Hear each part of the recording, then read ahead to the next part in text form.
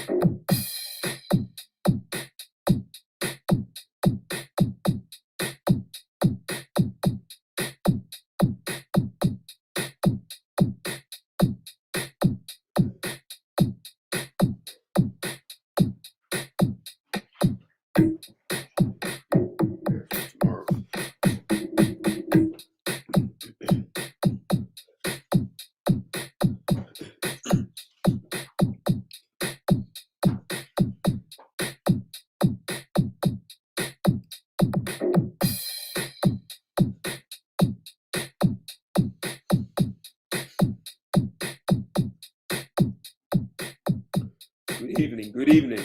I'm Ted Santos, and it is Friday night, and it is time to do some YouTube and chill where we kind of sit back and talk about the intimacy of relationships. Always love talking about sex, and today we will, in some way, still be talking about sex, even if it's indirect.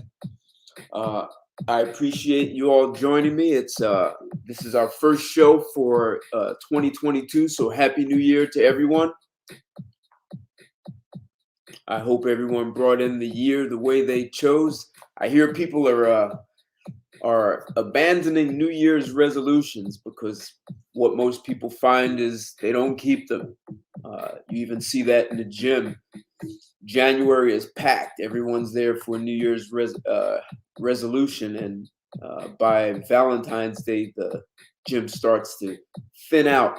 By March, all the New Year's resolution people are gone. So it seems New Year's resolutions aren't Either they aren't what they used to be, or people never really kept them. Which one? So, thanks for joining. And speaking of New Year's resolutions and keeping them or not breaking them, we're going to be talking about not keeping commitments or commitments falling apart, unraveling. That's what we'll be kind of talking about tonight. Appreciate you joining. I'm Ted Santos. We are doing YouTube and Chill, where we always take intimacy, sex and intimacy from a man's perspective. We talk about relationships generally, and we take on topics that are usually well known and sometimes not known, but provocative nonetheless, always taking a very different perspective. And tonight, well, you see, we are going to talk about a couple of celebrities, Meagan Good and DeVon Franklin. Recent divorce, very recent. And there's, of course, celebrities have all kinds of interviews and articles and media about them. And it's interesting. So the title, you see, can celibacy before marriage make the relationship work? DeVon was or is a pastor of a church, Seventh-day Adventist. So I would say people in that faith, they are pretty firm about their commitments to religion, to God. And it was his idea that they would be celibate. They wouldn't have sex before marriage. And they did that. So, under my always second title is it takes more than wedding bells to make a relationship work. We talk about marriage as though getting married it magically makes something happen. It doesn't. It's a marriage is a relationship between two people. They just have a legal binding contract, but it's still the contract does not make the relationship work. It is people that make it work. So even with wedding bells, we look at the divorce rate. It's still over 50%.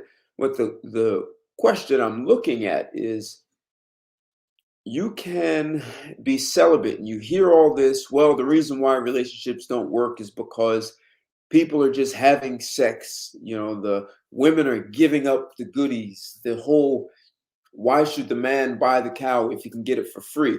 All these presuppositions about if you took sex out the matter and people just get to know one another, they're going to have intimacy, and that's one way to make it work. Many people saw Meagan and DeVon together and thought they were a great couple. In fact, there are people who believe that this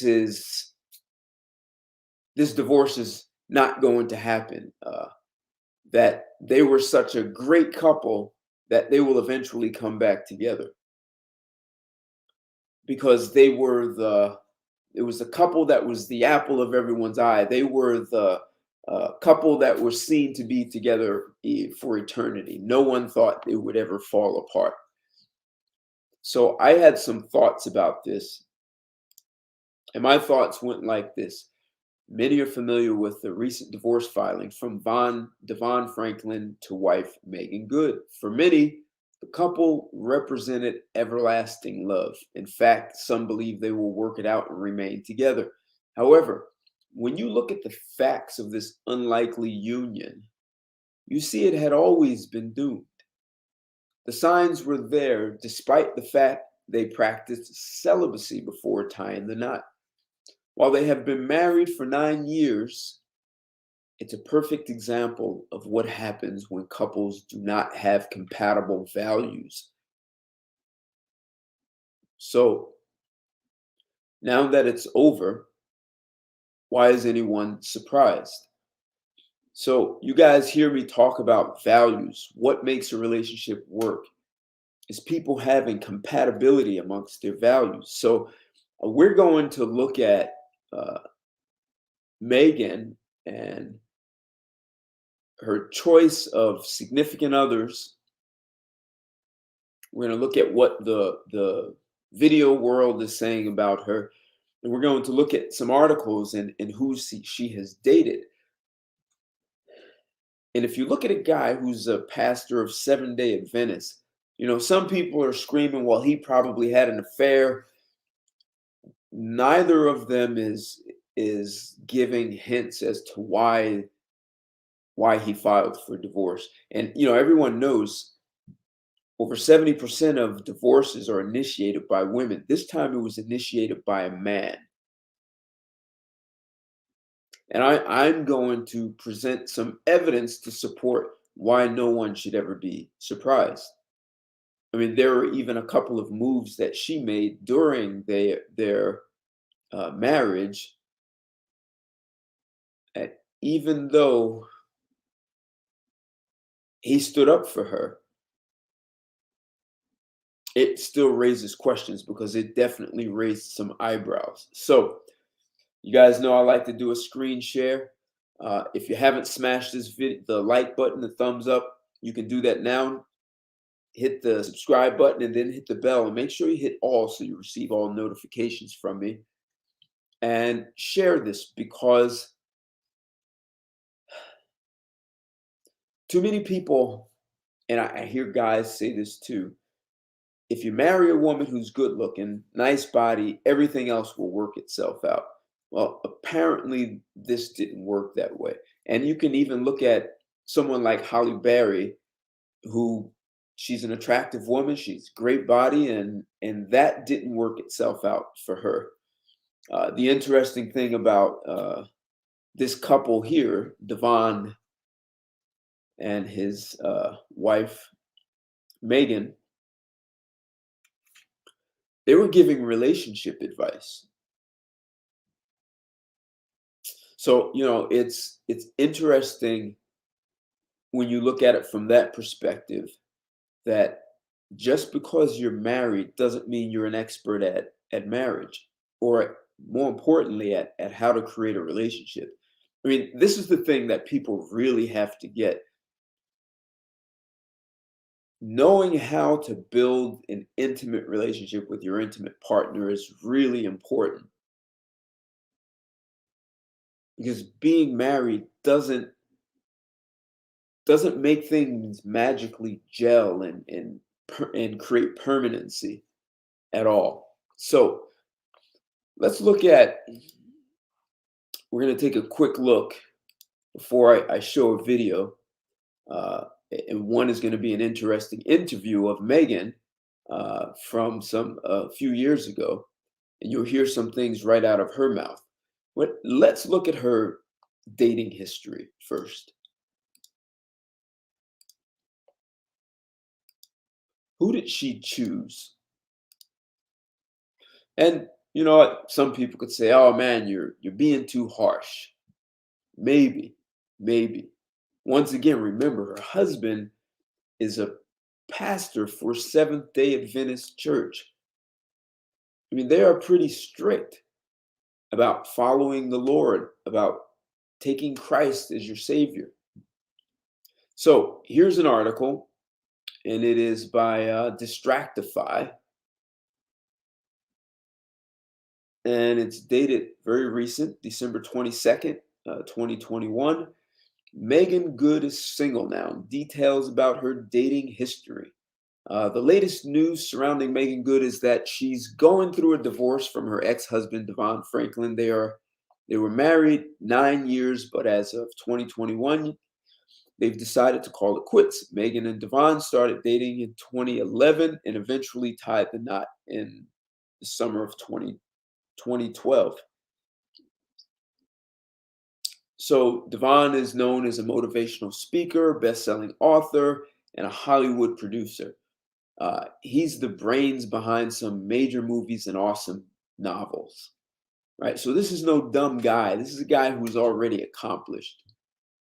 And if you're not aware of how they met, well, when I show some of the videos, it will lay that out. It's saying now their marriage is officially over.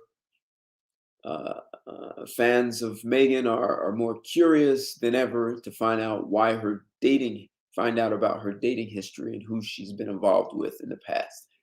So, here's what you should know.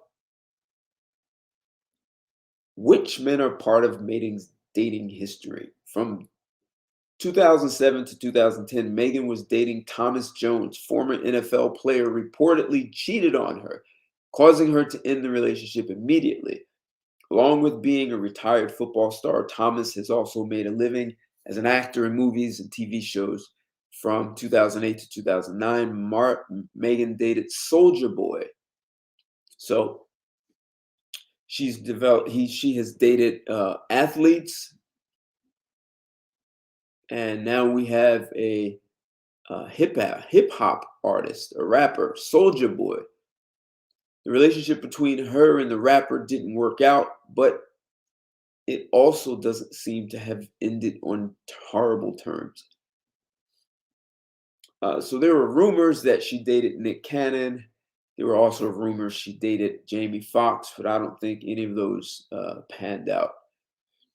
She dated Tyrese.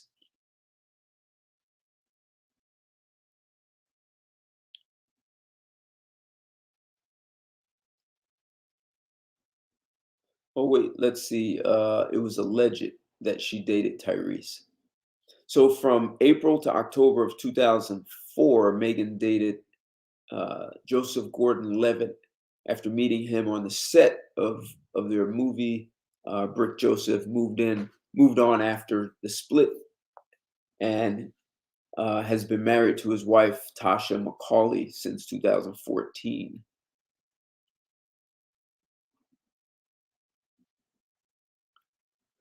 2002 to 2003 was her relationship with 50 Cent. And they met after she starred in a music video for his song 21 Questions. Before that, more rumors about Meagan and Lil Wayne popped up in early 2000s. Just another rumor. She also dated a guy named Hosea Chanchez. They dated from 95 until 98 before it ended. So she has a reputation for dating entertainers, let's say. So you have to question, how do you go from dating Soldier Boy, 50 Cent, a former NFL player, to a pastor? I mean, doesn't seem very consistent. And if you look at from a lifestyle perspective, it begins to conflict. So, one of the things, and I'm sure a lot of you guys do this too, and some women may not understand why, but if you meet a woman and she's been in relationships with guys who've been in prison, and she's attractive, she's well educated, she has a great job, except she's visited Rikers Island or some prison to see some guy that she claims to love. Maybe she has no children by this guy, except she's invested her time with a guy who's been in prison, or a guy who is considered a thug and has a life that's not really going anywhere. It's kind of difficult to take a woman like that seriously, because that's a different class of man. I'm not putting down NFL players, because you have some brilliant guys out there who played the NFL and now they are brain surgeons. That's a different kind of guy. But when you look at a class of NFL players and hip hop artists, they share similar space. And while they may be millionaires,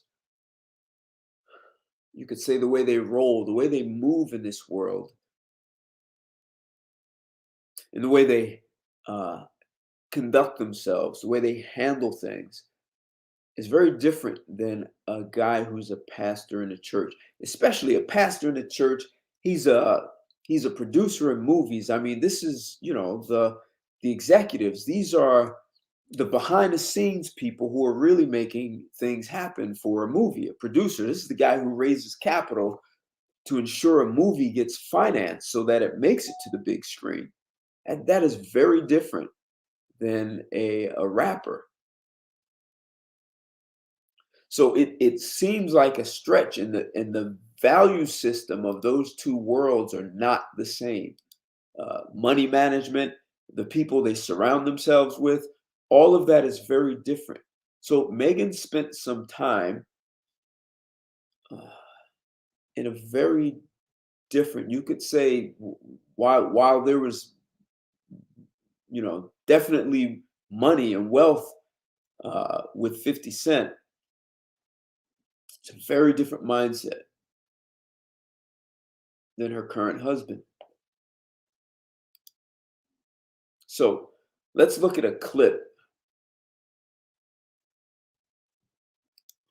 and see what actually happened in their relationship. So I'm pointing out dating history because as much as women think that shouldn't matter, we see all these memes of my sexual past shouldn't determine my future. Well, technically it does, because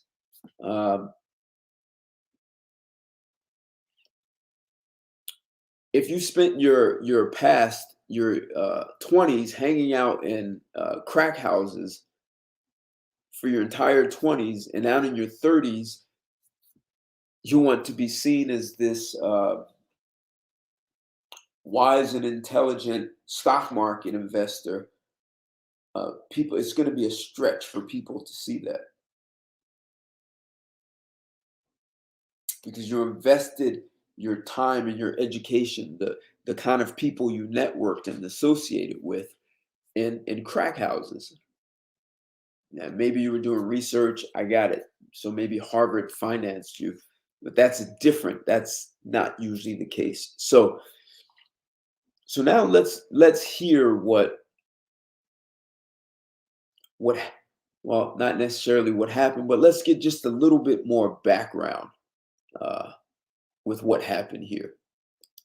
And there have been things over the years, whether it was the blue dress or right, it's always something. a girl, rather Halloween costume. It's pretty much, I know now at this point, I'm like, all right, people are gonna come for me. Actress Meagan Good and preacher and film executive DeVon Franklin, the couple everyone thought was the definition of relationship goals, are getting divorced after almost a decade of marriage. The news sent shockwaves online, with fans saying they're disappointed and have lost hope in love. However, others are saying they're not surprised at all because the signs were clear these two wouldn't last. So, what really happened between Meagan and DeVon? And what did Meagan reveal about why her marriage came to an end? Meagan and DeVon's love story began back in 2011 when they met while working on the romantic comedy Jumping the Broom. Meagan played one of the supporting roles, while DeVon worked as an executive for the distribution company that released the film. And though Meagan was dating NFL player Thomas Jones at the time, she said that as soon as she met DeVon, she knew he was the one. I was on the tail end of kind of not so great relationship, not because the person we just weren't right for each other, but I really got a chance to get to know him on set, and I thought, man, that's the kind of guy I wish I could marry, and that was it. The couple tied the knot. Interesting. She met him very different than the guys she had been dating. Wish that was the kind of man. That's the kind of man I would want to marry.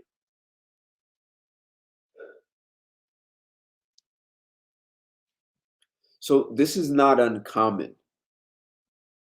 So you guys hear, the women who have their fun and excitement, and then they want to settle down with the clean cut, the smart. The guy who knows how to conduct himself, like the professional, the guy who knows how to get things done, the guy who has that a much more powerful network than a hip hop artist would. I'm not saying hip hop artists don't know anyone, except when you're a producer, you're behind the scenes. That's a whole different level. You have access to investors who can write a check for 40, 50, $100 million. It's a very different world. It's a very different way of thinking and networking and doing business. So this was her chance to get a guy that she hadn't chosen. She had not chosen in the past. On June 16, 2012, in Malibu, and revealed they were celibate before marriage, claiming it helped strengthen their relationship. And the thing that we, really fight against is sex the admission price for love? So the idea, like, no, I actually want you to love me because of who I am, not based on how I perform. So I get that, right? So there's some validity, right? So we need to get to know one another. This is why I speak so strongly about understanding compatibility. First, understand yourself. I'm struggling also to understand how this guy, I'm struggling to understand what was his decision-making process like? He's the one filing for divorce, and we don't have any facts about what really happened, but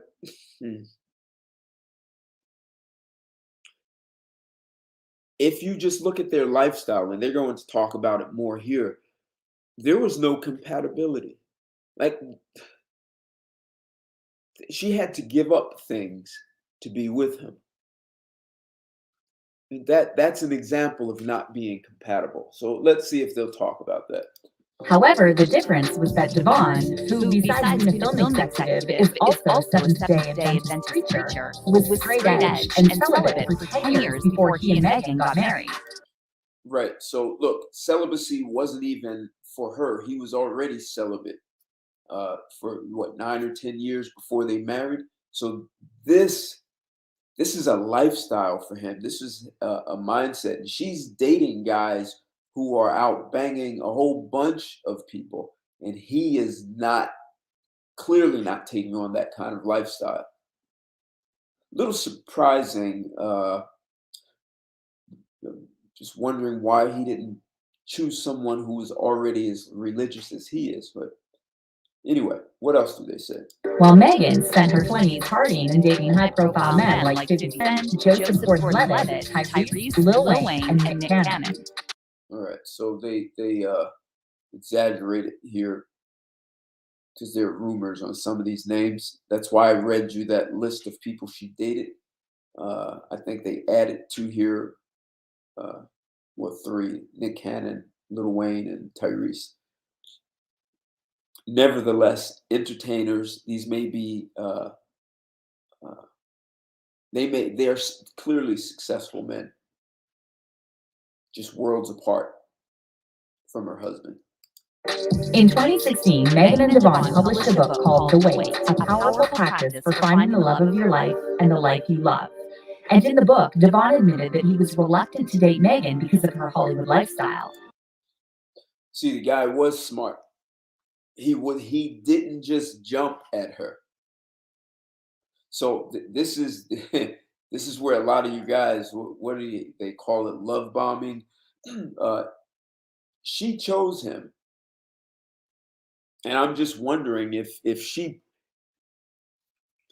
in a very feminine way reeled him in to leave him to believe, I am the right one for you. I'm the one for you.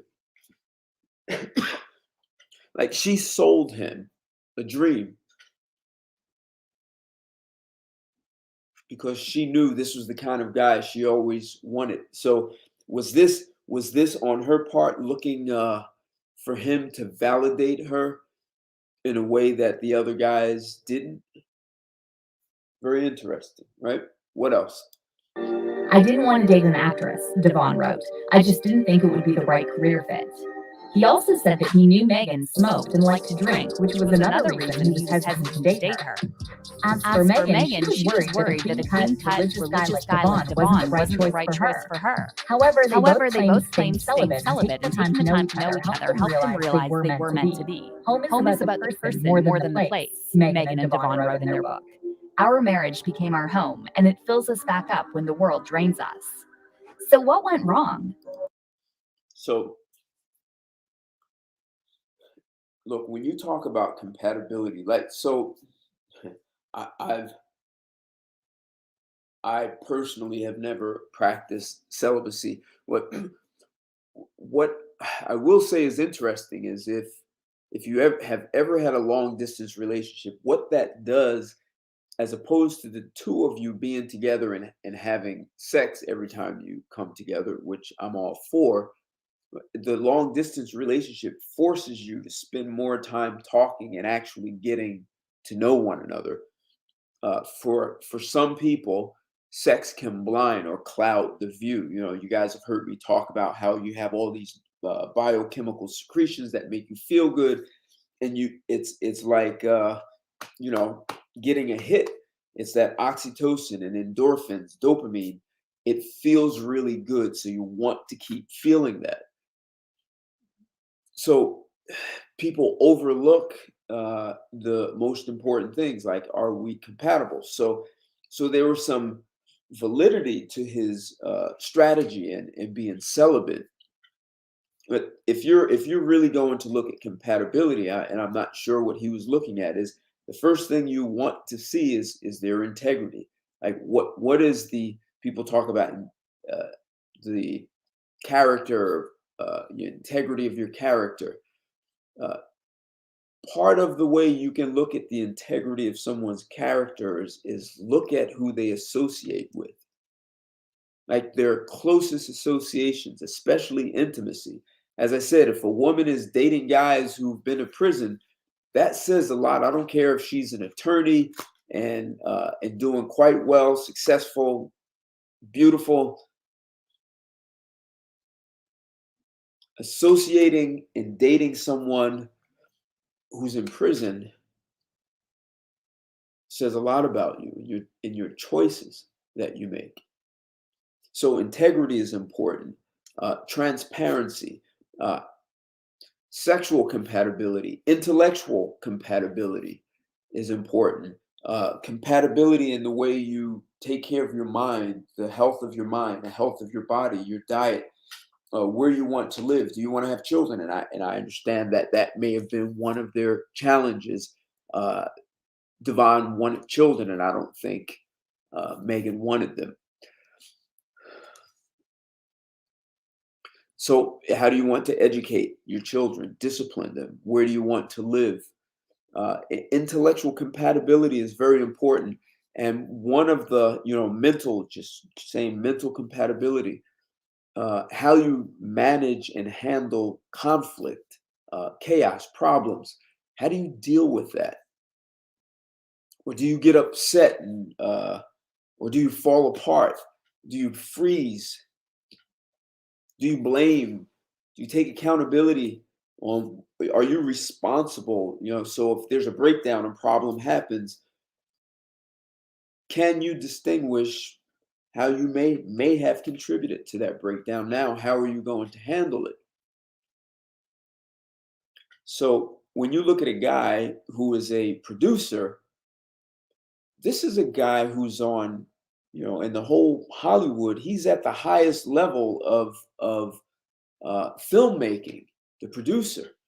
So that's a very different mindset, and being able to navigate the complexities of finance, being able to talk to other investors and convince them that they do want to drop several million or tens of millions of dollars into a film.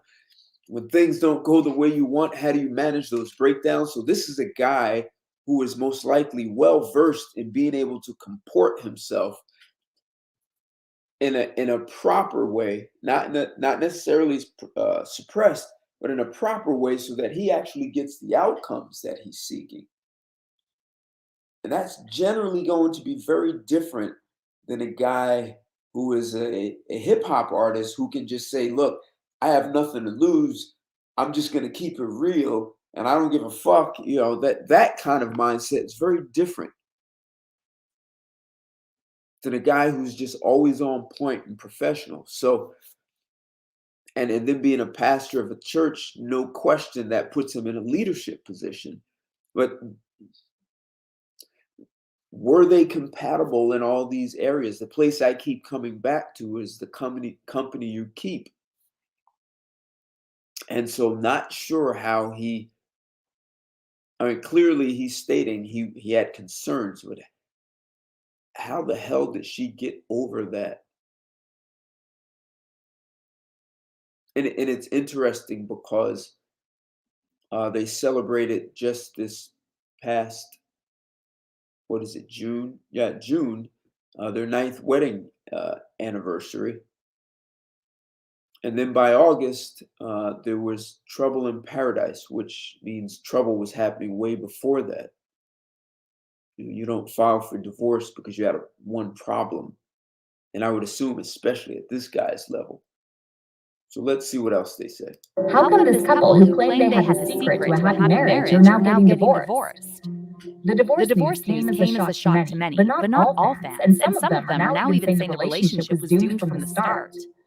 On Tuesday, December 21st, Meagan and DeVon shared a statement on their Instagram accounts, announcing they had decided to go their separate ways after 9 years of marriage. After much prayer and consideration, we have decided to go into our futures separately, but forever connected. We celebrate almost a decade of marriage together and a love that is eternal, the statement read. There's no one at fault. We believe this is the next best chapter in the evolution of our love. We are incredibly grateful for the life-changing years we've spent together as husband and wife. We are also extremely thankful to God for the testimony being created inside us both and for blessing our lives with each other. Swish this sour liquid in your mouth before bed to regrow your teeth and gums before you sleep, and never need a dentist. But earlier last month, DeVon gushed about Meagan in an Instagram post he shared to promote her new Amazon Prime Video series, Harlem, and he referred to her as my love. And last June, when Meagan and DeVon celebrated their 9th anniversary, Meagan shared a 4-minute highlight reel of their relationship with a caption that read, "To the love of my life, my husband, purpose partner, happy anniversary. This makes number 9 an eternity to go. You are the best decision I've ever made, besides loving Jesus, LOL. I love you with everything inside me." In this, So I don't know if that's an inside joke. This makes number 9 and eternity you go. You are the best decision I ever made besides loving Jesus, LOL. I don't know. What is she saying? I mean, she's now the pastor's wife. I mean, that's a different lifestyle than just being an actress who dates athletes and hip hop artists. And so, is this a joke? What's going on, Drew? Hola, cómo estás? Is this a joke for her? See, look, yes, the title for the show is "Can Celibacy Before Marriage Make the Relationship Work?" I mean, they had 1 year of celibacy. They knew one another for a year and then they married. But really, the second point to this is it takes more than wedding bells to make a relationship work. And I'll say it again. A marriage, while it's a legal binding contract, that legal binding contract does not make the marriage work. The marriage is a relationship, an intimate relationship between two people. It's two human beings that make it work. And so wedding bells does not make it work. A legal binding contract, this is proof. So perhaps the huge gap between the two of them was compatibility. This is why I make such a big deal. I mean, lots of people say they were a loving couple, they were attractive, they were an attractive couple, but it just clearly was not enough to make it work. And she says, "You're the best decision I've ever made besides loving Jesus, LOL." I mean, I have no idea what that is. What is that? Is that making a joke? Did she take on being the pastor's wife and saying, I give my life to the Lord just to get married? I mean, that does happen. There are people who do that. I mean, they're going to talk about some of the things that she had to give up. You already heard he doesn't drink or smoke, and she did. I don't think it's in this video, but she actually gave up smoking for him. Now, I don't know if that's smoking weed or cigarettes.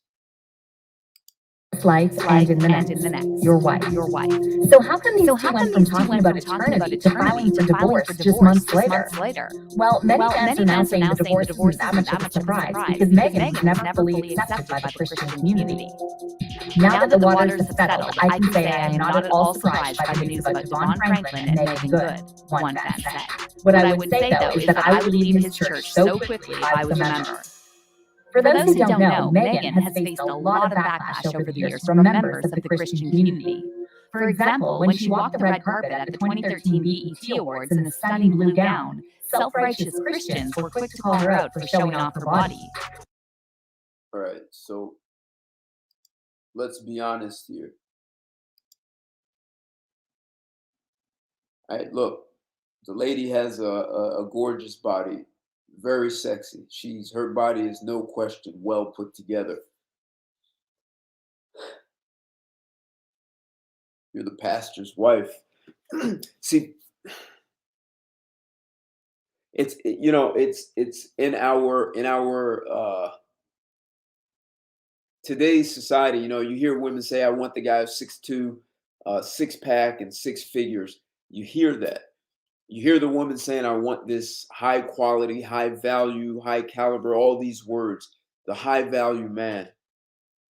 But how many women understand the responsibility that comes with that? Especially when a woman marries a man, you now represent his home, his domain. Like, the queen is part of the king's kingdom. It is the king's kingdom.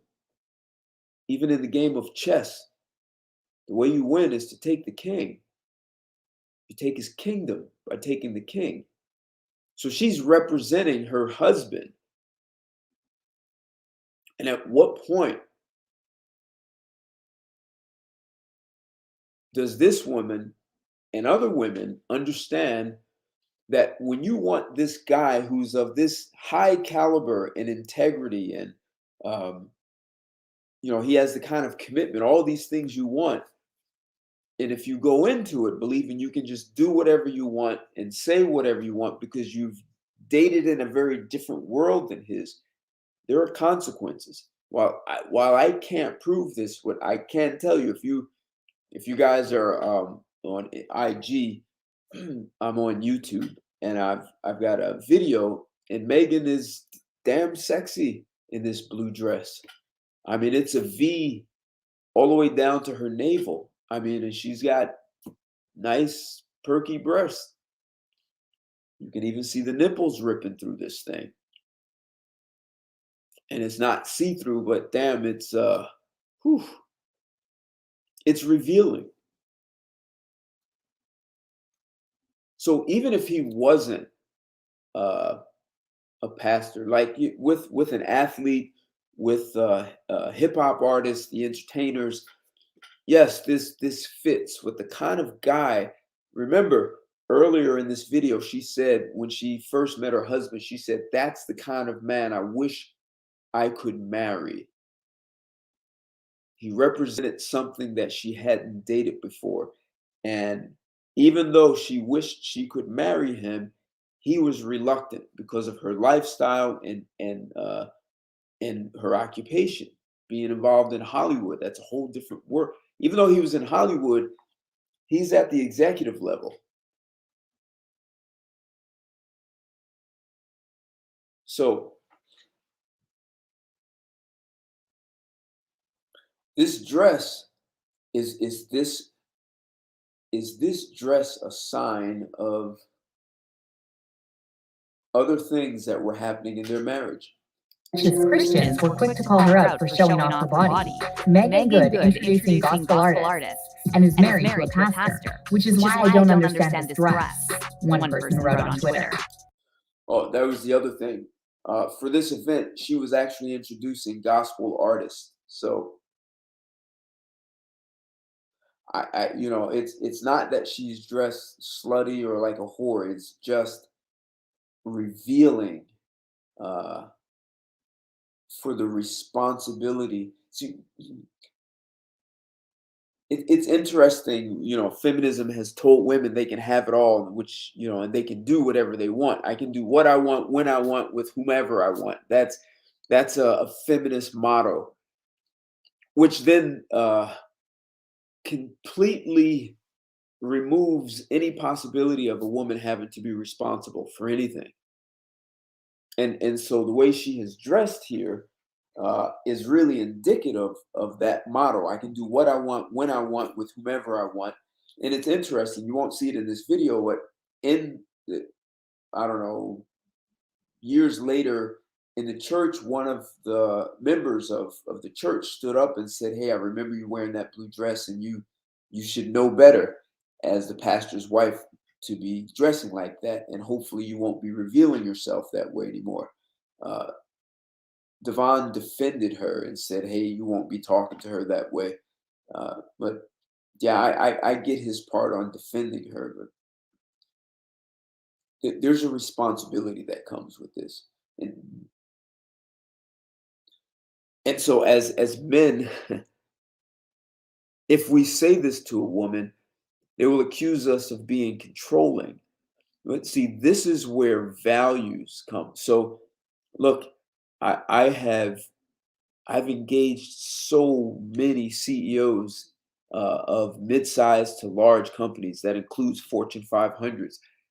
And when I meet the wives of these guys, these women represent their husbands properly. They're not out trying to get attention. And these women, they end up remaining married to their men. Till death do us part. They understand there's a responsibility to being an executive's wife. And Meagan is married to an executive. Another fan even suggested that DeVon should be the one who decides what Meagan can wear and said, as a Seventh-day Adventist pastor, he should have kept his wife from dressing like that. Not saying she needs to dress like an old maid, but there is a way to be sexy, classy, and modern without taking it that far. The following year, Meagan once again found herself under backlash when new photos she sent to her husband were leaked online. All right, so just listen to this. She sent nude photos to her husband, and they were linked online. Like, I'm having when I heard this, my brain just couldn't wrap around how could that even happen. I mean, if they had photos between the two of them, how did they link? Let's hear this. The worst part was that the people who were questioning Meagan's morals were more than happy to reshare her leaked photos. So just quick, I mean, husband and wife sharing nude photos, I don't think anyone should have a problem with that. The question is, if she took them and sent them to her husband, how did some third party get involved in that? I don't know. I mean, that's this. I just can't get that question out of my head. So was she trying to sabotage this? Even the way she was dressed, so revealing. This is one of the challenges. If you marry someone whose values are not compatible with yours, if they're not a match, that woman will also know that she's not a match for you. And she will have, she could easily sabotage the relationship. So it's going to be interesting to watch the patterns or dating patterns from here now. I mean, she said she kept 50 Cent secret for a whole year. She did that intentionally. So she was good. She's been good at keeping relationships quiet. So we don't know what other relationships or affairs that she had that she kept quiet. The question is this the result of saboteur behavior? See, this is one of the challenges in attempting to force someone in your world when their values do not match. Which is something Meagan addressed in an Instagram post. I'm definitely in shock and saddened for everyone who is experiencing this, Meagan wrote. But she's talking about the nude photos. So shocked that people are seeing it. I choose not to give the persons responsible my power. At the end of the day, we all know these pictures were for my husband. And at the end of the day, evidently, we all know how I feel about my. That is all I've got, folks. Oh yeah. And for everyone who is reposting the leaked nudes, you should be ashamed of yourselves. You have a blessed day now. In another Instagram post, Meagan said, "It's been disappointing to receive such harsh judgment and criticism from her own brothers and sisters when it was DeVon and her who had their intimate moments exposed to the world against their will." But the criticism continued, and it eventually got so bad that in 2019, Meagan revealed she had to stop going to church at one point because she couldn't handle the constant judgment. When asked in an interview with Black Print how she balances her career choices with her Christian faith, Meagan responded, "I know that some of the choices that I make, some of the things that I wear, some of the things I work on, not everybody in the church understands it. And that's okay, because at the end of the day, it's between me and God and how I feel convicted in my spirit or don't feel convicted in my spirit." Okay. Here's a question. Was this the result of sabotage on her part? Or did she get tired of being the pastor's wife? So one way to avoid having to go to church with your husband and be present and have this portray this image of the pastor's wife is to create an environment where there's so much disdain for you. So the members, especially the women, had an enormous amount of disdain for her. And as you heard here, she couldn't take the pressure, so she stopped going. Like, and just think about that. So if they were not compatible from a value perspective, what did she say? The only man I love besides Jesus, haha, LOL. She had questions about being a pastor's wife. If this wasn't her lifestyle, just look at it. Athletes, hip hop artists, actors, and then an executive who's also a pastor, Seventh-day Adventist.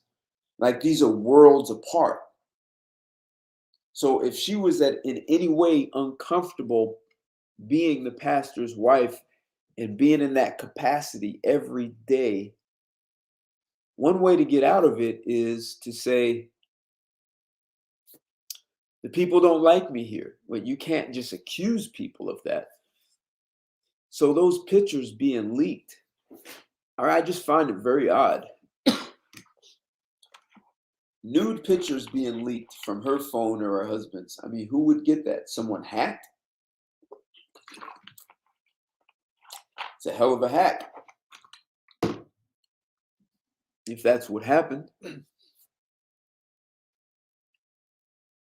But I would just wonder if that was a way to get herself off the hook.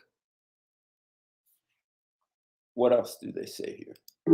However, Meagan also went on to admit that she doesn't attend the church as often as she used to because of her experiences with some church folks had not been that positive. Don't attack people. Even if it's just with your words, Meagan said. And also make sure that when you're correcting that God told you to do that, because sometimes you're doing something that He ain't asked you to do. As for the type of bad experiences she had with the church members, Meagan explained that the constant criticism felt like a complete assault, with these people questioning everything from her on-screen speaks to her outfit choices.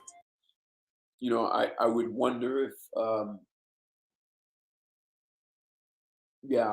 just wondering if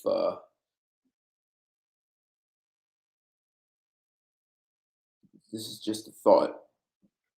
But if you're if you're dating someone and your family has a clearer view on that person you're dating than you do, and the more you bring them around, the more they can see what's going on. My parents had friends of, their high school friends, and they had these high school friends of my parents had a son who married, and his father was really good. Like, his father just didn't buy that it was his son's child. So I think his father took his grandchild, or took them and demanded a DNA test, only to find out he was right, that his wife had cheated and it wasn't his son. So he got his son out of that situation immediately. That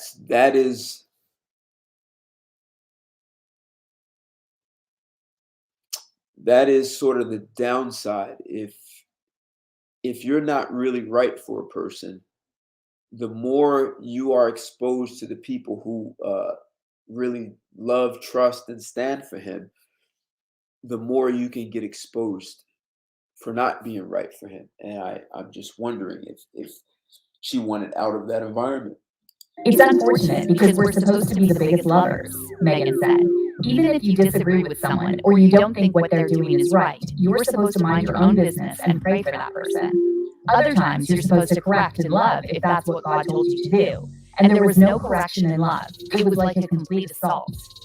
Many fans are now saying they're not surprised Meagan decided to pull the plug on her marriage because the amount of pain she experienced is too much for anyone to handle.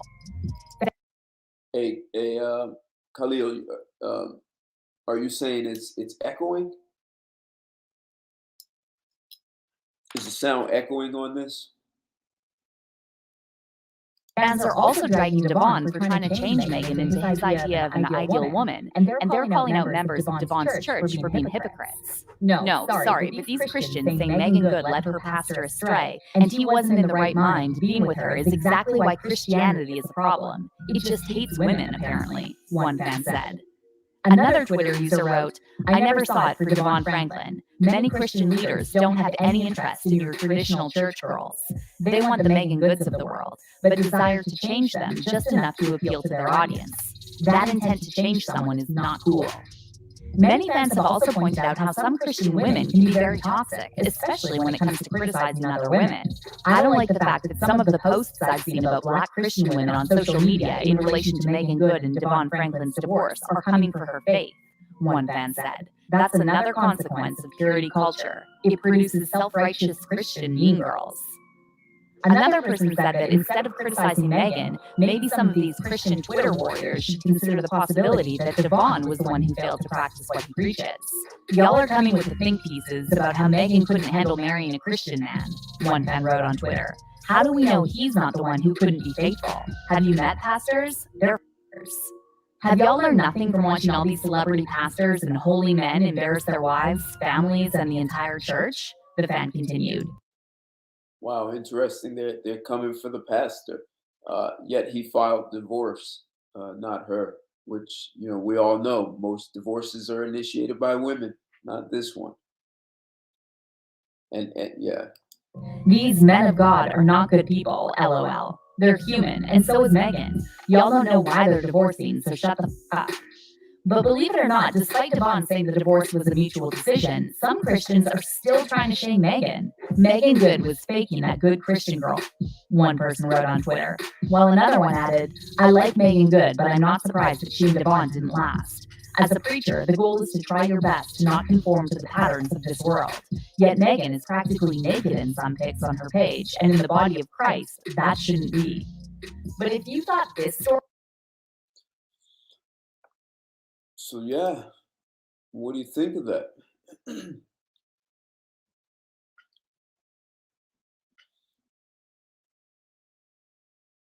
I mean, they're being mysterious about why they divorced, but clearly something happened. I mean, they attempted to make it work for 9 years. So it's echoing, Khalil. Tried to turn it down, so you can't even make out what they're saying then. Let me try something.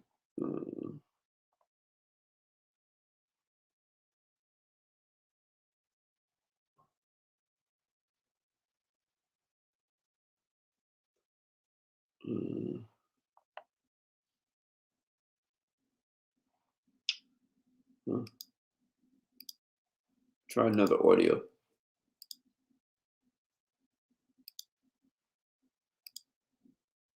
So I want to play. This is Meagan talking herself. This is this interview. This video is 2016.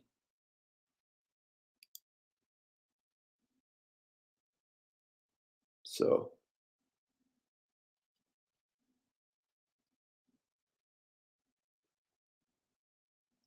tell me if this comes through clearer.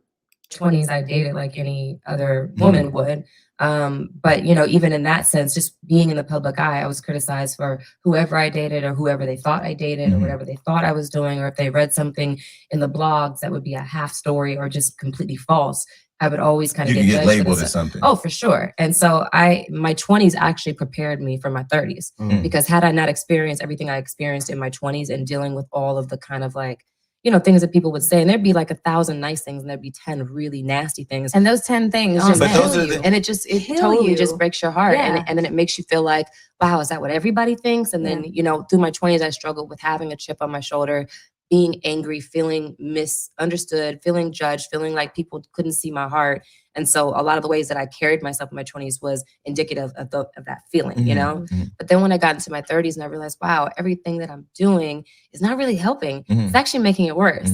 And so I made a decision to just do something completely different. And when I did that, everything in my life started changing. I just had more self-control, had some more self-respect. I already was overconfident and respected myself, but I found respect that I didn't even know that I needed. Yeah, because you were Meagan Good that every man wanted to be with. I'm just saying, you know, there's a lot of every man except for me. There's a lot of gay men that said I would go straight for a moment just to have that moment with Meagan Good. Tons of them. I've learned not to drunk drive. I stay in my lane.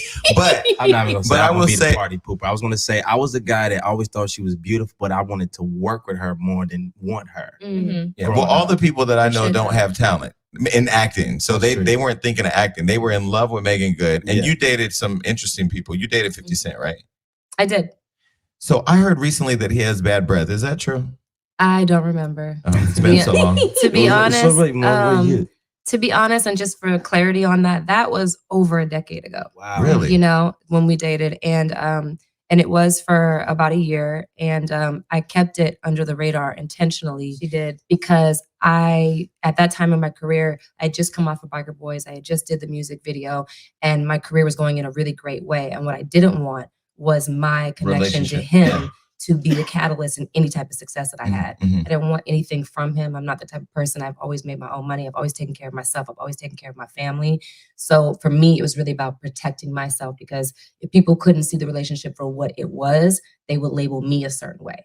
So I just kept it under the radar. And the fact that people found out 10 years later, I'm like, but that was like, I was like 21. But here's the thing is that 50 is actually like a really great guy. I saw him the other night. He's the nicest guy ever. Great conversationalist, kind of, you know, in touch with his emotions. Very in touch with his emotions. I think, but just shut up. People would be surprised. People would be surprised at what a nice human being he is. You have to remember it's someone that was raised by their grandmother. So by all accounts, even what you see in the public eye is not necessarily a true representation of that person's heart. And I wouldn't have been with somebody who was a negative person or a mean person or whatever it was. It was definitely a person that when I knew him, I think sometimes he lashes out on Instagram. So him and Gilbert kind of get thrown in the bucket of being crazy. There's the persona, and then there's the person, and there's a clear, you know, differentiation between the. I just thought of a connection between you two again. I'm sitting here looking. First of all, Meagan looks young as hell. Yeah. So there, out of her mouth, she did date 50 Cent. That's one that's real. And I, you know, hey, look, you know, the word is Al Capone was a really nice guy. I think he's quoted, you know, I'm really nice until people take my my niceness for a weakness, and you won't see niceness anymore after that. So even Al Capone could be said to be a nice guy, right? So just hearing this from her is, and the fact that she kept it secret. So I would wonder, are there other relationships that she had that were kept secret? Now, remember, this interview is taking place from several years ago, 5 years easy, 5+ years. So they were still married, and her marriage was fine. What else did she say?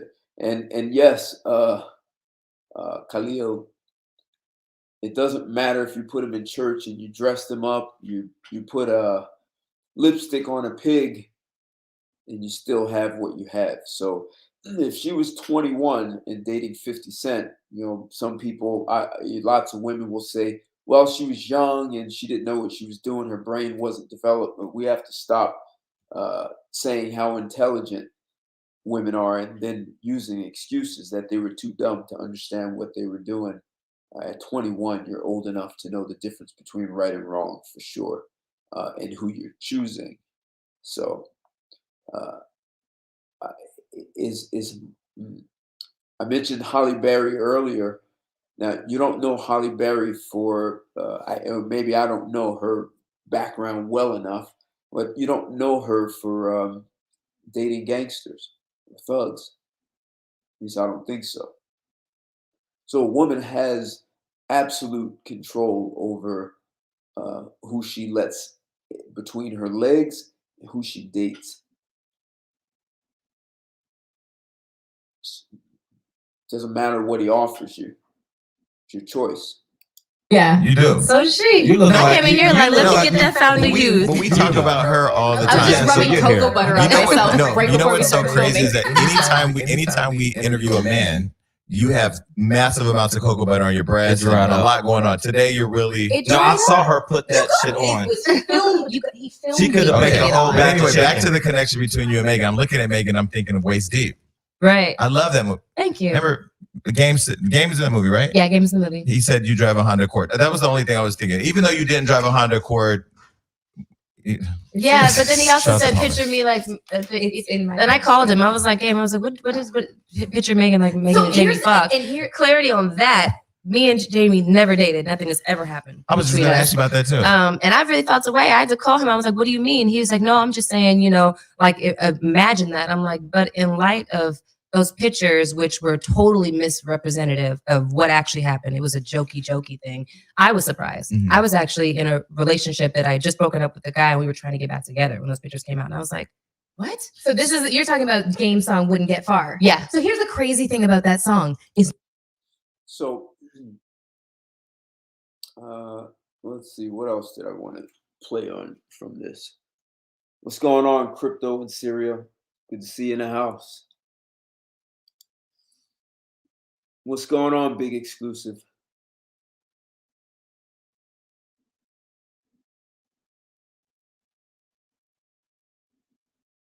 Absolutely. Right, exactly. At 21, you can join the army and kill. So no question you know what you're doing. Right. I mean, there are guys who were in the army at 17, but definitely by 18. So from 18 to 21, that's 3 years. That's enough time. You're old enough to get married. If you're too young and dumb to know what you're doing, why are you allowed to get married at 18 years old?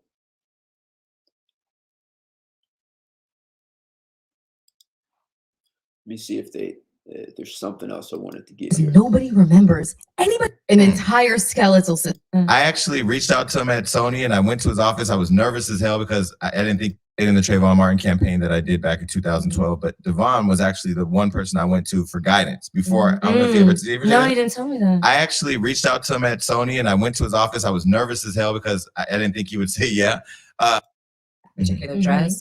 And I was, giving a gospel award at blue dress. I The really Bluetons, and I personally don't go to the church house because it's going down. So I watched the journey with you guys, and I see how sometimes you're attacked online or people have opinions. And I personally don't go to the church house because of that very reason. I can't deal with judgment. I can't, life is enough without all that. How do you manage all that? I struggled with it. When we first got married and the whole stuff happened with the BET Awards and the blue dress, The blue dress was beautiful, by the way, and you looked amazing. Thank you. I struggled with that because, for reference, I had no idea I was giving a gospel award. And even if I had known, I would have worn something sexy. It just wouldn't have been that particular dress. And I was totally oblivious. you know, because I'm like, well, I love God, I love Jesus, God is in my heart, I know who I am. I didn't think And you have a much banging body and you're pretty and you're Meagan Good. Yeah. Thank you. But I You didn't got think, that baby hair. thank you. I didn't think much about it at all. So when it all happened, I was low-key devastated. I had never So experienced. you didn't even see that coming. I didn't see it coming at all. Because it wasn't a second thought to me, because that wasn't my intention. Here's you what I know? want people to really like just kind of look at. When you look at you and DeVon, you are a beautiful couple. Yeah, amazing. And not just beautiful, sexy. You're Yeah. sexy. He's very sexy. Thank you. So I agree. Exactly. So it's just like if you were given this packaging, Right. I'm sorry, I'm all for, you know, just Right. kind of. I mean, here's the thing is like, okay, let me get real spiritual for 2 seconds. So now that's interesting, right? So this is what I was saying earlier, that a woman will claim she wants this high value, high integrity, high caliber man, and then be able to say, well, it's my body, my choice. I can do what I want with whomever I want, whenever I want, and I can dress the way I want. No regards for boundaries, no regard for representing the guy you are with. Like, this is like an example of a woman, or you see two women here, women leading men. Like, this is the way it's going to go down. And the guy's being okay with that. What, you know, was that one drop, you know, one of the straws in the camel's back? Just one of them. I mean, for him to file divorce, that means the last straw dropped, whatever that was. And it didn't happen in December. It happened some time ago.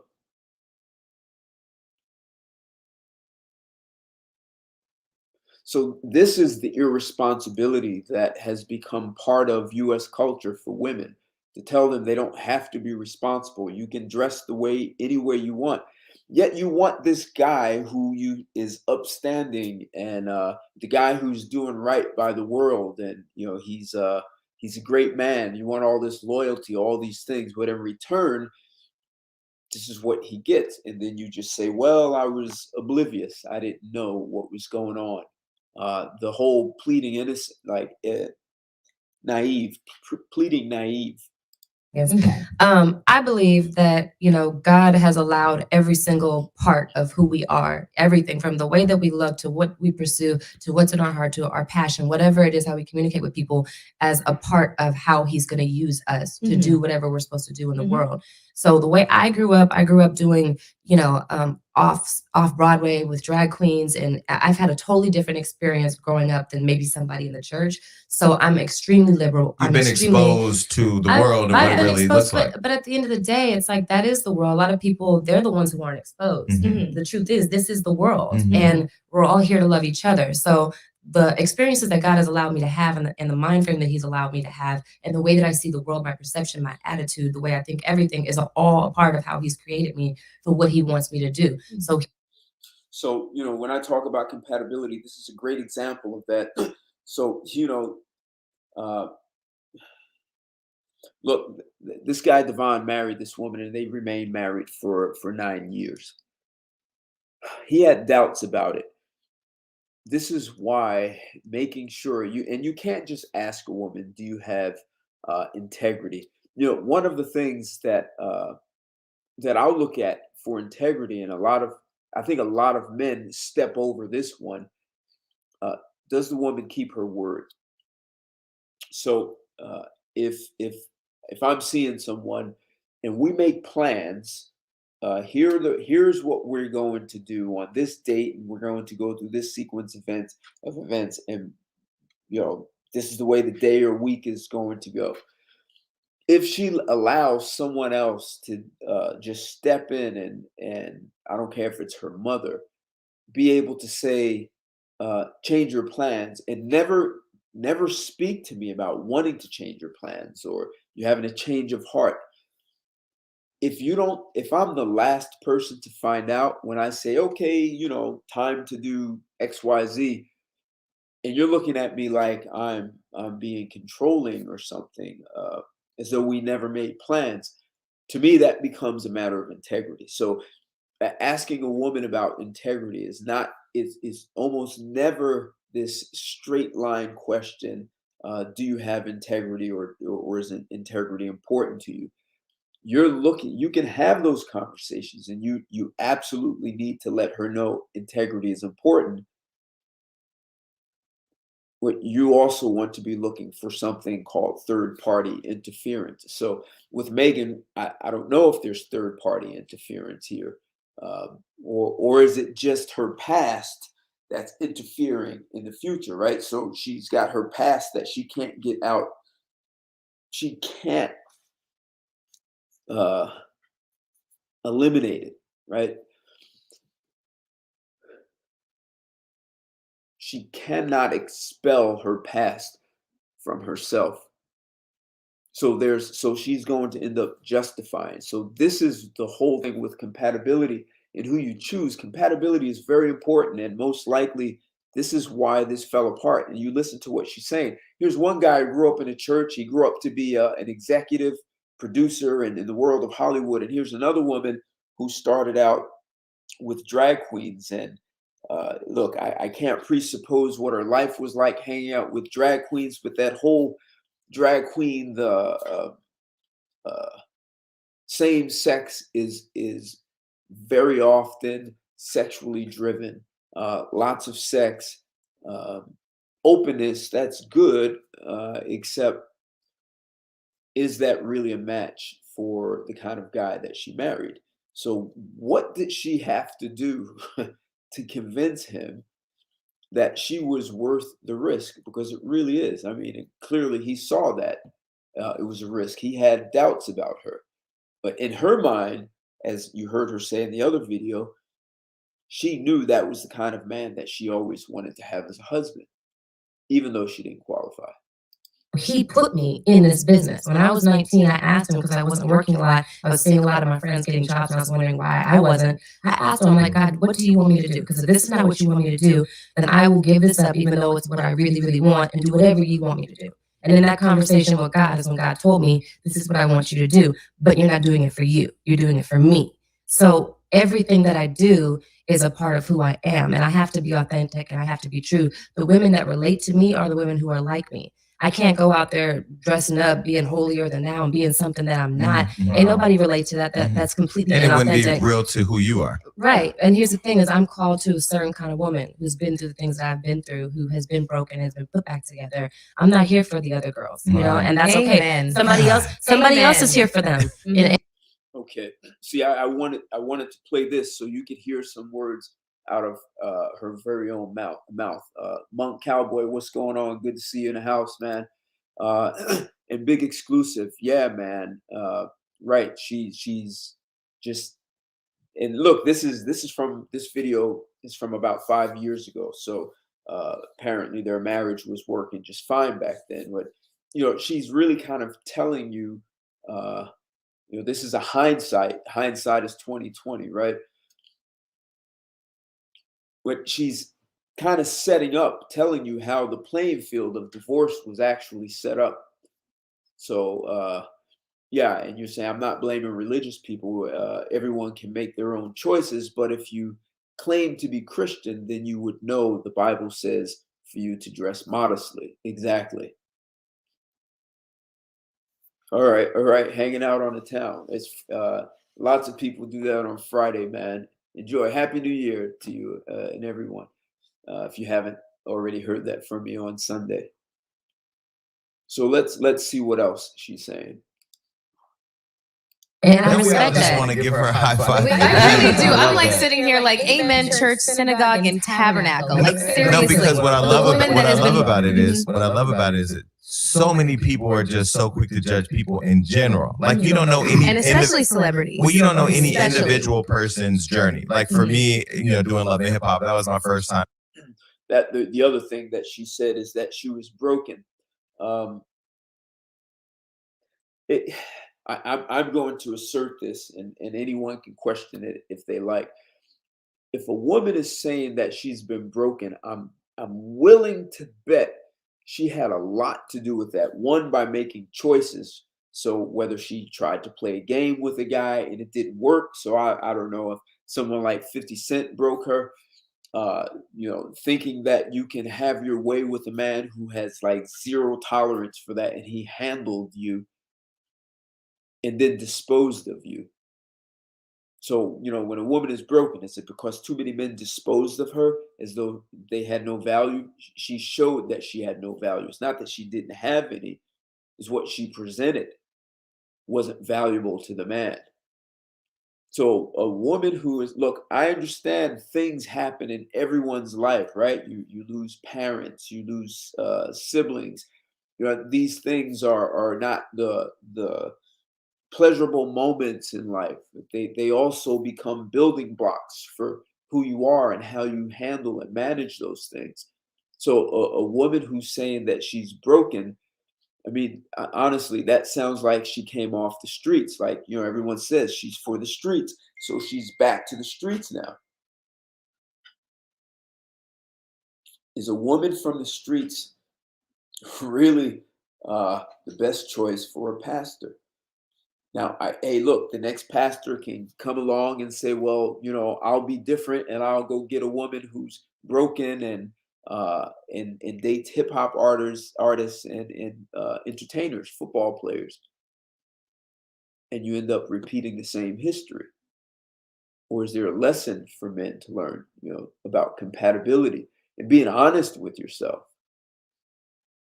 I'm really going out and doing anything on camera. And I made some mistakes. Of course, I reacted to situations differently than I probably would have if I would have been able to really think about it. And I feel like with the church, sometimes they're a little too judgmental. I feel like I heard there was this moment that went viral where you were on a panel and a woman stood up and said something about how you were dressed, and DeVon had your back. Totally. In that moment, how did you feel? Did you not know how to react? I felt that because she started off with saying God sent me here. So I said, okay, I'm definitely open to hearing what she has to say. And then I want to see, right. And the woman, well, let's see. She began to say that she had seen me on the cover of some magazine recently in a blue dress. And I thought, well, that can't be true because the blue dress was about 3 years ago now. So that wouldn't be a recent picture on the cover of some magazine that I don't know about. But okay, so I'm still listening. And then she, kind of finished it off. Well, you can't, you have to accept the Holy Spirit, as if implying that I hadn't. And I'm like, okay, which I absolutely have. So you knew where she was going. Yeah. And I just let her keep talking. And then she was just like, so, you're going to cover up, right? And for me, what hurt me is not necessarily what she said. It was that as a Christian, as someone who should embrace me and love me, and if she really felt that it was her job to, hold me accountable, there was a way to do it in love, not attempt to humiliate me in front of an audience of people. So interesting. So she gets to dress any way she wants and humiliate her husband, and no one can check her. You show me love, check me. What you can only check me the way I say. This has been a problem with a lot of women, not wanting to be held accountable. No matter how you slice it, you're still the pastor's wife, and if the members are holding you accountable because your husband did not, and now you have a problem with that. So if she didn't want to be held accountable by anyone, perhaps this is part of the reason she's heading to divorce courts right now. And that's what hurt, because I was like, you're supposed to be Christian. And I'm not saying that you're not because of how you came at me. We all make mistakes and fall short. But God didn't tell you to do that, because God. And now she's telling what God is telling someone to say. This is just mind-boggling, right? She knows what God didn't tell you. I mean, it's like I want no one to hold me accountable for anything. It's like I said, the feminist model. I can do what I want, when I want, with whomever I want. And not even God can say anything. And I know he wouldn't. He gives wisdom. He gives wisdom when he has people give things to other people. And that was not wisdom. So would the younger Meagan Good have reacted that way? The younger Meagan Good probably would have just cried because I'm of two minds. I have a fiery personality. Let me see. There's one other part here.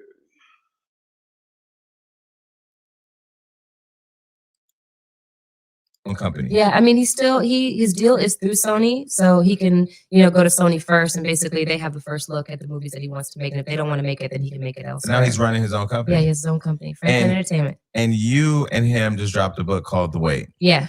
And the whole premise on the book is waiting till you get married to have sex. I have to, but wait, shut up. No, because I literally That's not the whole premise. No, but wait, I have to ask: did this have that was what I gravitated to? Does this have something to do with Think Like a Man? No, Anything? actually, I was already doing it before. Okay. So when I actually got into the character, I was like, "That's crazy! I'm literally doing this right now. So I totally know who this like girl a man, is." The first Think Like a Man was already. Yeah. That was a while ago. Yeah. Okay, so explain for people who haven't had the privilege of reading the entire book, Right. what The Wait is about. So The Wait, yes, it does talk about, being celibate and, being celibate in relationships or until you're married or however long you choose. But the book is more so about how if you can get control and have self-control over one area of your life, and for it to be specific and for it to be intentional and for it to be about you growing and you loving yourself more and you getting closer to God and allowing whatever God is going to bring into your life based on the changes that you're making. So it was less just about so much just sex. It was more about taking control of yourself, because sex is the hardest area in, I think most of our lives to get in control of. You can get control of your working out, you can get control of how much you drink or whatever it is, but sex is really hard. So you all waited to have sex before you got married. And was there ever, because for me, like I keep saying, it's beautiful. In our community, first base is penetration. We need to work on that as a people. But was there ever any fear that waiting so long, or how long were you together before you got married? Did you ever fear that maybe that would be a year like that you invested in something that you may not want? No, was sex a big enough deal? It could have been a type of deal breaker. Here's the wonderful thing. When you're not having sex with someone and you're getting to know someone, you get to know them in a completely different way, because you can't rely on the sex to be the base that you build a relationship on. So you actually have to get to know their heart, their soul, their spirit, who they are. You get to see the good, bad, and ugly. You get to see the real situation really early on. Whereas when you're having sex with someone, sex is really what keeps you, engaged. You need that, and then you get to know the person. But the way that it took me in my last relationships, I got to know DeVon that way in maybe like 4 months. The way that it took me to learn somebody that I was with for maybe 2 or 3 years. Yeah. Wow. That doesn't say a lot for her and who she's paying attention to, except or what she pays attention to in someone. So I'm not sure what that's about. Didn't sound very good on her part. Yet she's talking about how someone should speak with wisdom. It sounds like she's lacking wisdom if it's taking 2 years for her to understand who she's with. This is why I say it's most important to really know yourself, and it's so critical to know yourself so that you can be able to see who's compatible with you.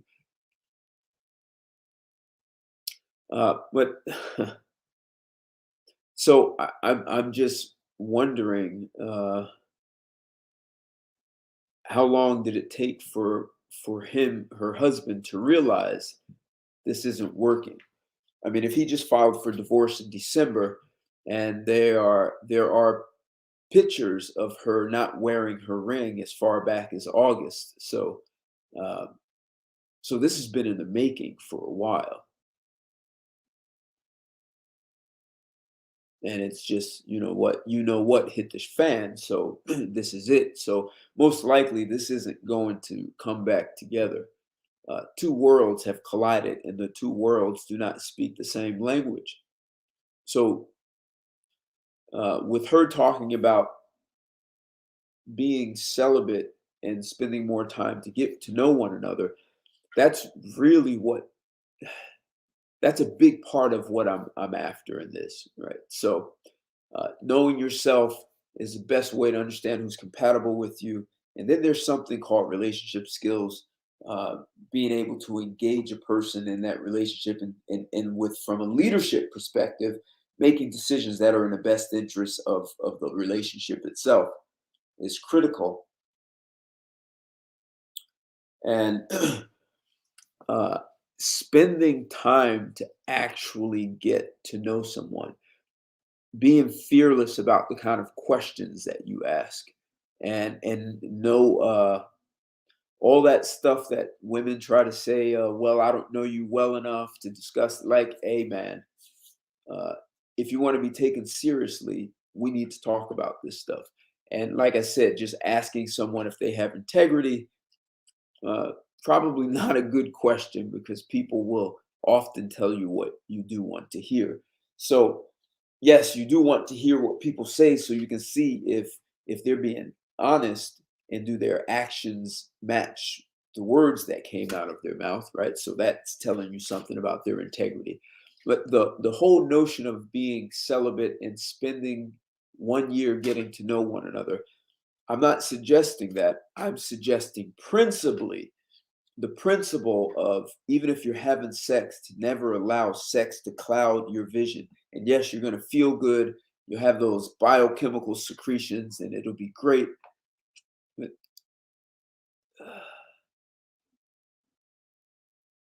what you need to know about the person so that you don't end up in this kind of situation. And I know some guys will say, well, you can never vet a woman. It's impossible. But really, you're looking to see if there's a match. Is a person consistent? Do they consistently say things that match their actions? If you just wait for the actions, then you'll never know if the person has integrity, if they've been lying or not. So you cannot be afraid to ask people, like, how do you want to raise your children? Like, where do you want to live? You can ask people, so what about when things don't go your way? Well, I ask women, how are you when your menstrual cycle starts? How do you deal with life, with people? How do you deal with men? Do you even want to have sex on your period? And how honest will she be? Do you get cramps? When things are not going your way, do you throw temper tantrums? And some women will be honest with you. So, and the key to understanding if you're compatible is to not judge the person, even if they say something that you think is just outrageous. It's just let her talk. Like, she needs the freedom to be able to say who she is. Like, let's say some of the things this woman is saying in an interview that, and look, she's going to be on guard here because this is an interview that's going to hit the public. But you cannot be afraid to interview a person to understand who they are, but just allow them to be comfortable.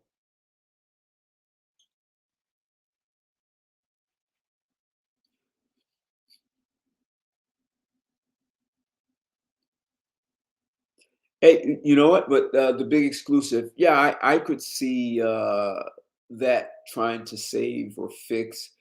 But he said, and when I showed the other video, that he was actually against being in a relationship with someone who had a Hollywood career. I mean, he's a producer, so he's in Hollywood, but he's at the highest level. He's an executive.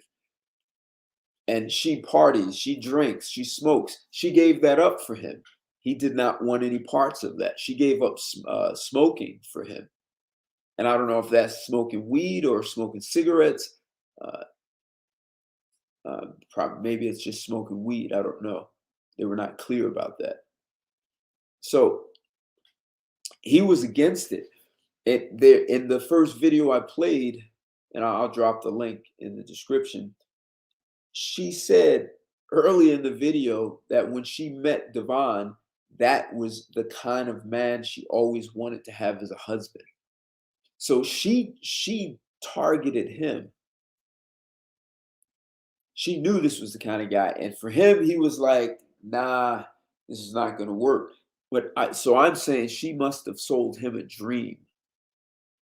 And eventually he bought it. And I guess he put some barriers up, right? So, hey, look, It was his idea to be celibate. She didn't want that. She was not accustomed to that. Hell, she dated 50 Cent and former NFL players and Soulja Boy and some other celebrities. She's accustomed to having sex. She dated 50 Cent when she was 21. So she's had plenty of sex. And this guy says, no, we're going to wait. So they waited 12 months. They dated 12 months. And I guess she passed. I mean, for him, it wasn't a big deal because he was celibate for 10 years before they married. So I guess 9 years before he met her, he was already celibate. That wasn't a big deal for him. But that was, I guess that was one of his, can she be disciplined about sex? Looking for compatibility. But he already knew that from a lifestyle perspective, they were incompatible. And if you look at who she dated, that's another thing. I mean, every man, you have a right to know what kind of men did this woman date in the past. And if you don't see yourself as the same caliber as the guys she dated, like she's dated thugs or guys who went to prison or guys that you wouldn't want any association with, you need to think about her mindset and what dating those kinds of people will do for her and how that affects her decision making.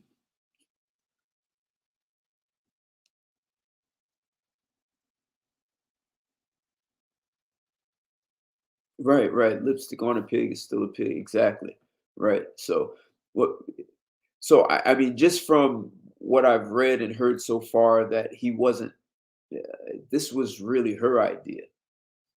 He was the break from her typical guys that she had dated, and it didn't work out. It's all right, man, that you came late. You're here, always good. You always have great things to say, man.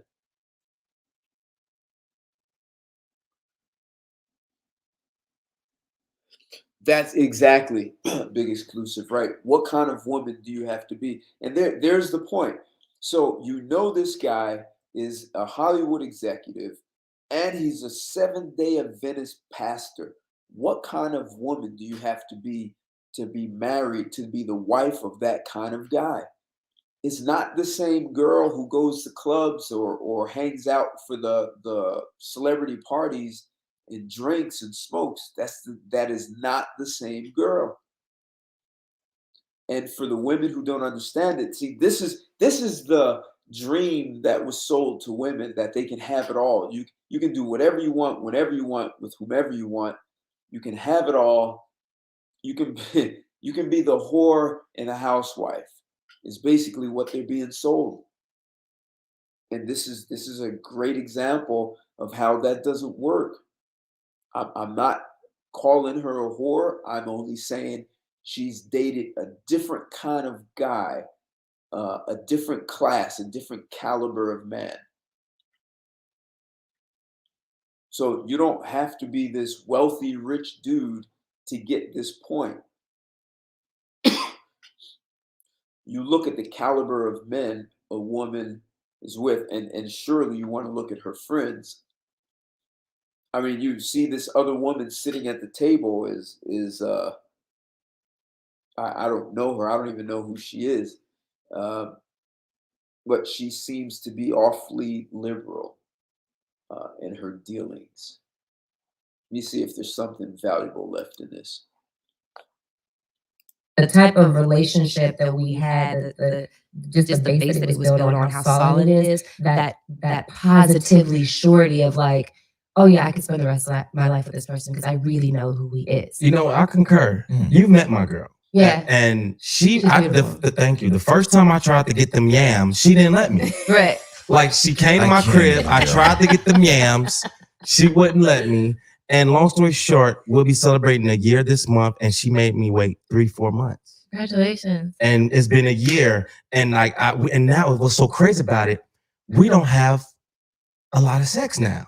It's like once every other week or something like that, once or twice, because we're just so lost in each other. Like that's just like my best friend. So that's dope. But So I that's concur it's with supposed you. to be icing on the cake, though. Like sex is supposed to be, you know, that extra like gift, amazing thing. It's not supposed to be the whole relationship, because what happens when you get tired of having sex with that person? Yeah, because what happens when you know you ain't feeling that person at that time? Or what happens? And I think that's marriage too. A lot of relationships and marriages don't work because people go into them with that being the base, and then when they get tired of that person, they ain't got nothing else in common. Well, what she said, they don't have anything else in common. What she really meant is, as a woman, you have nothing else to offer, and that's another reason why you really want to invest time understanding who that woman is. And so,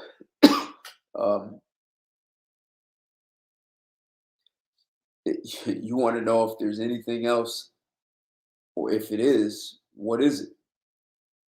You guys hear me talk about how is a woman an asset or a liability? Maybe I should do a show on that, assets and liability, and how to know the difference between that.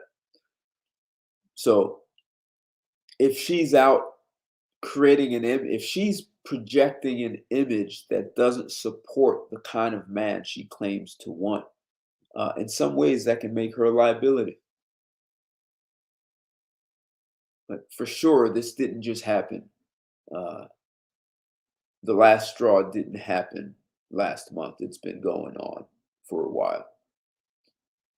And then you got to wonder, do you even really like that person? Well, I'm talking to somebody now. Maybe I'll wait. I'm gonna read the whole book first. Maybe call on them for some counsel, because I don't. Yeah, I mean, I'm getting to a point where like I'm reevaluating everything I've ever done, and I'm just like, okay, like I see where this went wrong. Okay, this rescue puppy was a problem anyway. So I'm learning, and I'm trying to. We call Jason the ASPCA. He's always picking up a stray. I mean, I used to be. The Giuseppe department at Barney's has seen me quite a lot. Okay, so when you all finally had sex, was it everything that you expected? Was the sex good? No, this. I don't know if I went this far in the video. It's going to be interesting to see the answer to the question. Yeah, but you know what was really special was I don't want to get too much into that. But we don't need the church coming after me. I'm not worried about them. I'm just thinking about what DeVon's comfortable with. What was wonderful was feeling like a teenager again, feeling like someone was doing something for the first time and really exploring something in a really pure way. And I had not experienced that since I was 19. And obviously this was different because this was actually my husband. So it was a very fun experience to feel like you're the only two people in the world and you got to discover each other in a brand new way. Megan, I'd like to feel like a 19-year-old all over again. Hashtag just saying. I know a brother named Bolo that just got out. Okay, I'm not listening. I'm not leaving it up to you, and I'm not leaving it up to you. Can I say that after waiting a year, we would have to have sex at Kaiser, because I would need a cast. I would need all types. So like the passion. So was there the passion was there, and from there it's just been all good. Yeah. See, I was thinking like, how do I ask Meagan Good about having sex with DeVon Franklin? I know, in a way that doesn't make Megan, he struggled with it. It is the first time he has ever been like, 'cause Melissa, how do we approach this interview? Because I respect Megan. Yeah. I like Megan. I respect Megan. And you did very well with asking that question. I didn't make eye contact. Because I know DeVon is at home like, okay, because DeVon has a lot of passion. So now you're friends with Oprah Winfrey. Okay, there's things in life, like there's life goals. So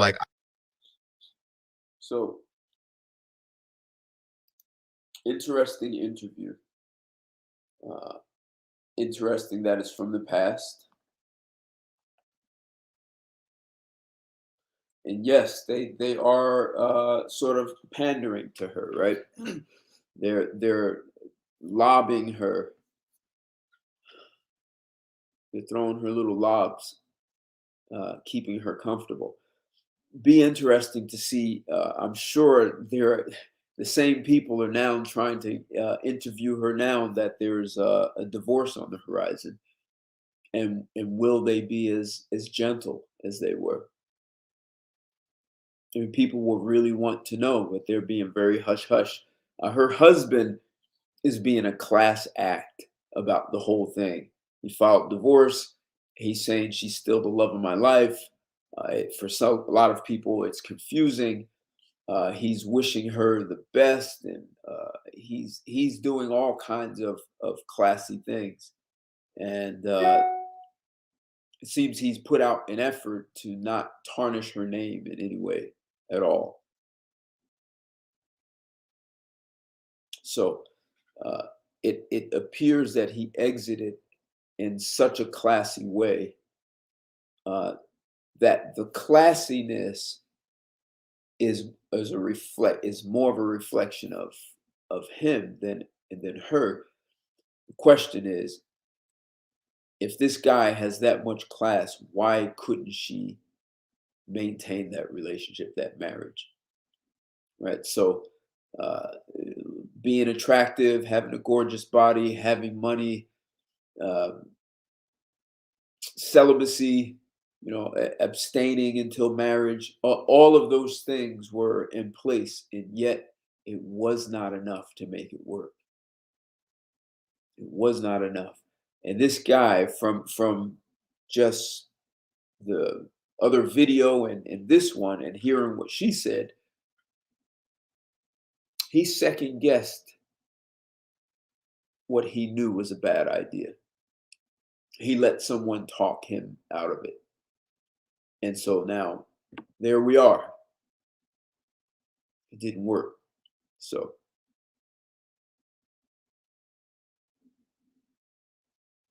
that's really all I wanted to do, is I wanted to just take this thing that's in, it's hot in the news. People are talking about it. I know lots of people are talking about it.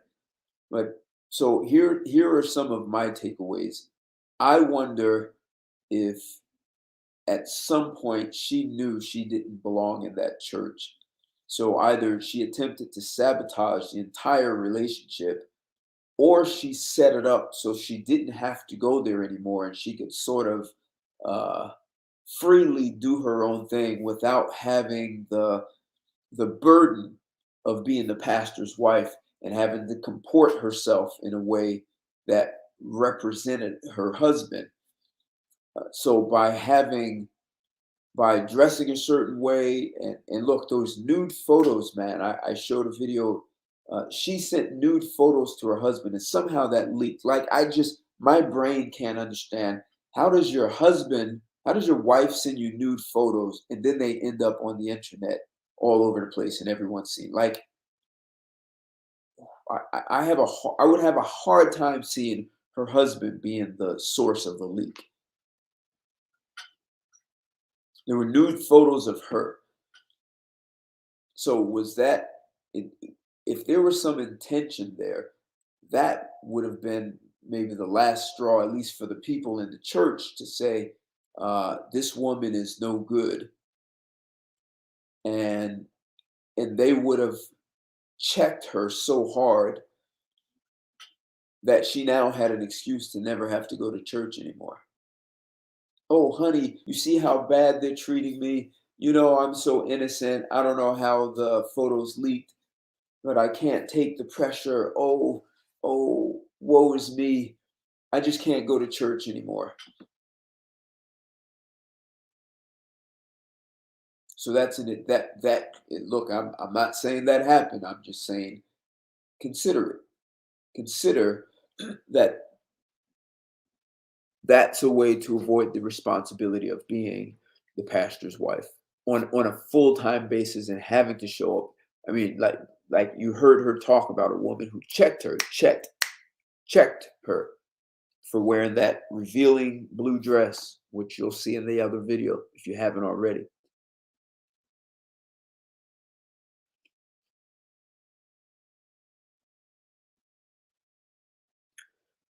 Yeah, you know what? Good question. Is it a coping mechanism?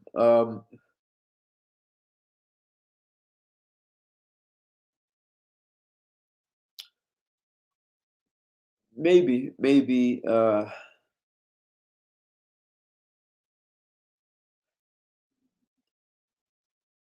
So you've seen me do. I've done 3 interviews or 3 videos with the woman who used to live with me, and you've never seen me say anything bad about her. I've actually asked her to say anything and not say anything bad about her herself. Um, I asked her to do it in a way that would be beneficial to others, a lesson like third party interference. Don't let people interfere in your relationship. But I have no intention to tarnish her name. So he may be just sort of that same mindset. Like there's no gain. I mean, he can speak badly about her, but then that reflects more on her. If he walks away with class, that's more of a reflection on him. And if he does want to remarry, it puts him in a much healthier position to attract someone who's classy the way he is. But yes, I could see a coping mechanism. But he's probably had a lot of time to think about this divorce, like plenty of time. Like it's been coming.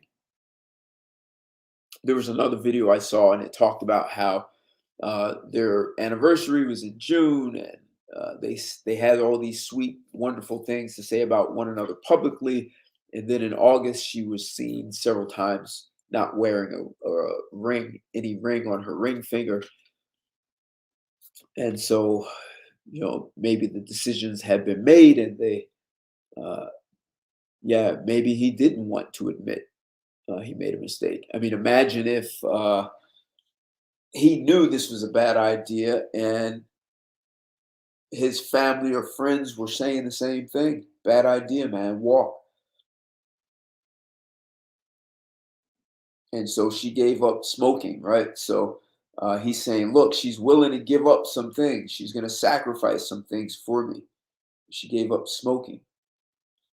So maybe he bought the dream. Like lots of people say, that's the deal with Will Smith. Like he can't admit that he chose the wrong woman. So he stays together no matter what. But this guy is walking away.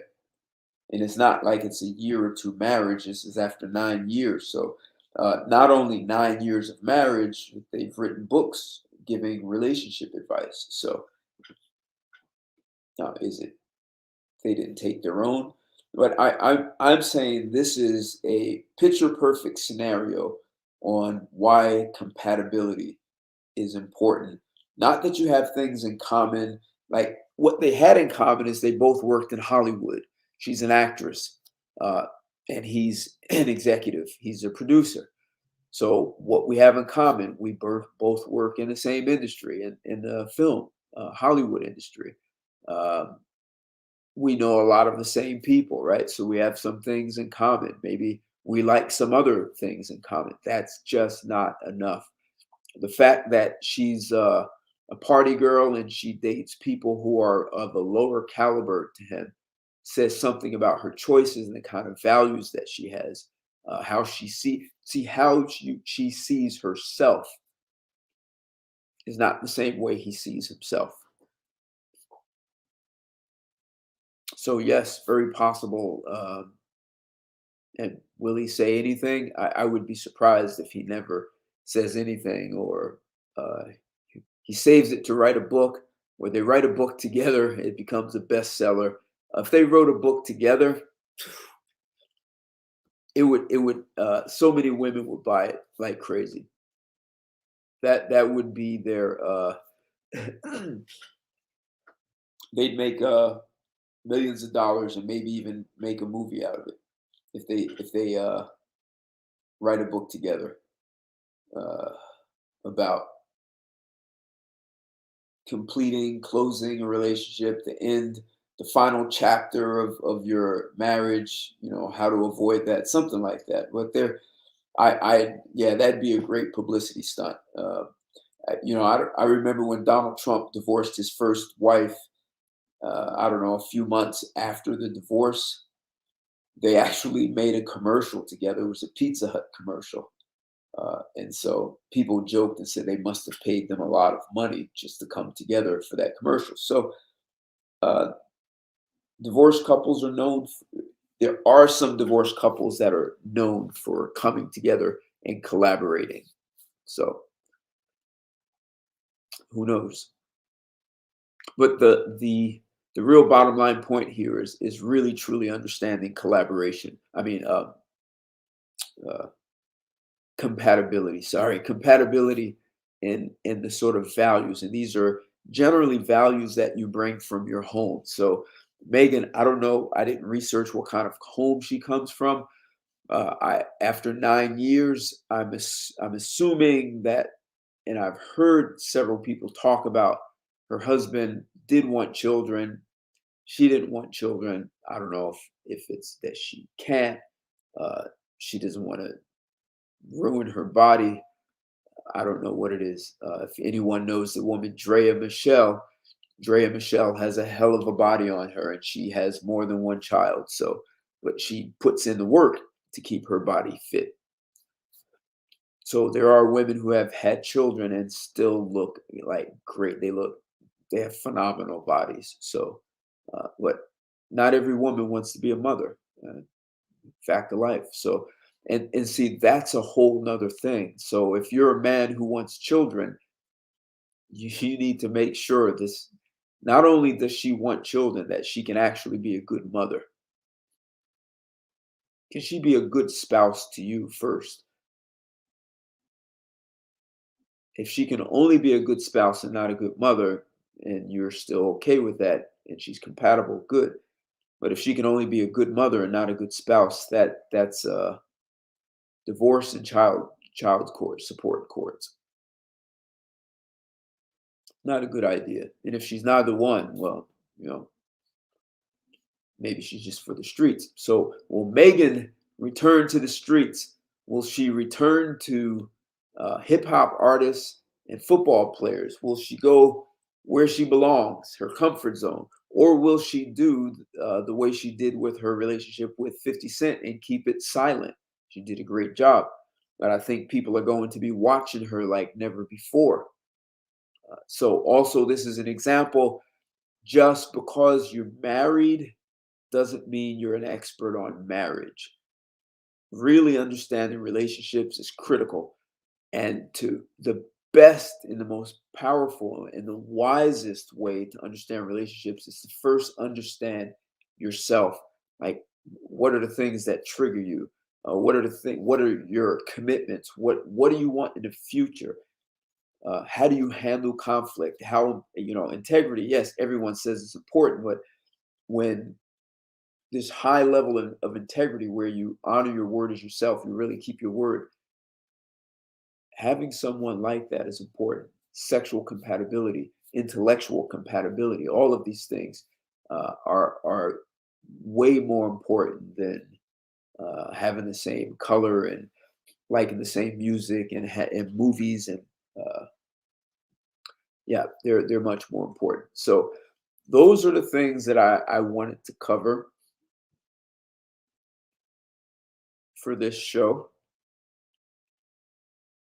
Good questions, guys.